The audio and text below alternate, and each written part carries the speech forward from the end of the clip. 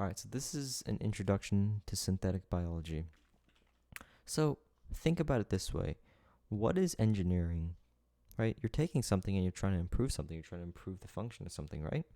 You can, engineering is associated with physics stuff, like building airplanes or whatnot. What are they doing? They're getting an airplane and they're saying, well, how can I improve this?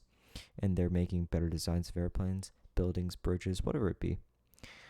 So you can do the same thing in biology. Suppose you have a goal, right? This goal is, I want to produce something. I want to produce a food that has more nutritional value. I want, a cell that behaves this way or that way, or some thing that you want. So, anyways, you are essentially taking this organism and you are genetically altering it, altering or, uh, you know, messing up its hormones or its DNA, and you want to improve it in some way. So the fundamental idea is that anything can be tampered with. We as humans have, made many things.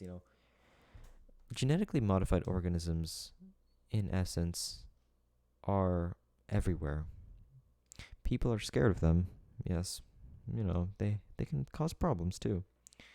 But we as humans also need traits in organisms that we need for our functioning.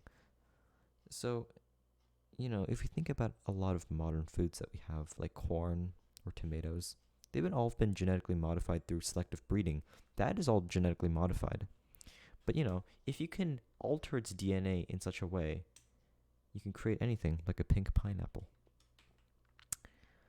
So, DNAs are basically bases that code for proteins, which have different functions. So the DNA is quite often called the code of an organism, and that is true. It's a standardized format produced by an organism over and over again. And because it's standardized, it's very easy to share with other scientists as well.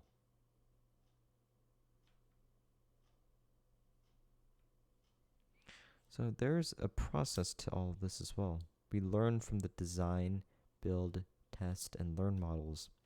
So first off, let's talk about the design. You identify a problem or you identify something that can be improved, and you say, well, what can I do to this?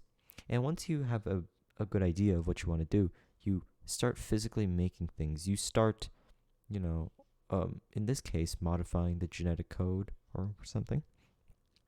And then you test it. How well does this organism stand? Is it safe? Is it better than the alternative, which is the original design?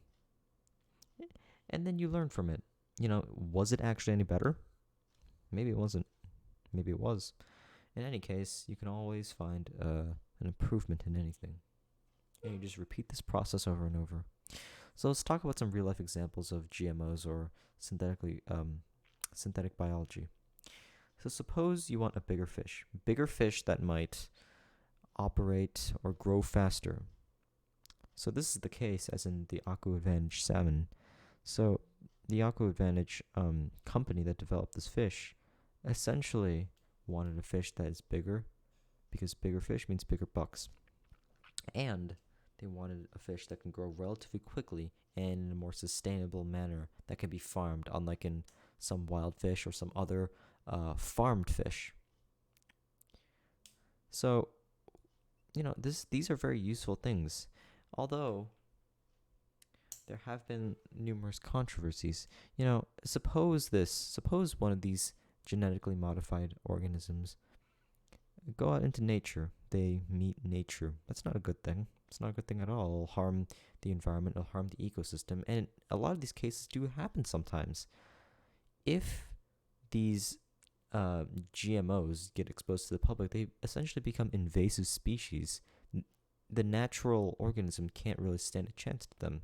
And that's why scientists have to produce methods or farms or whatnot to make sure that these organisms do not actually touch nature itself.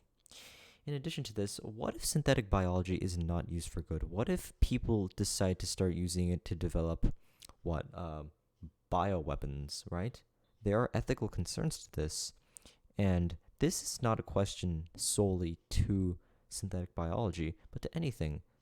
Science can be misused, and it's, our job as scientists to make sure that does not happen.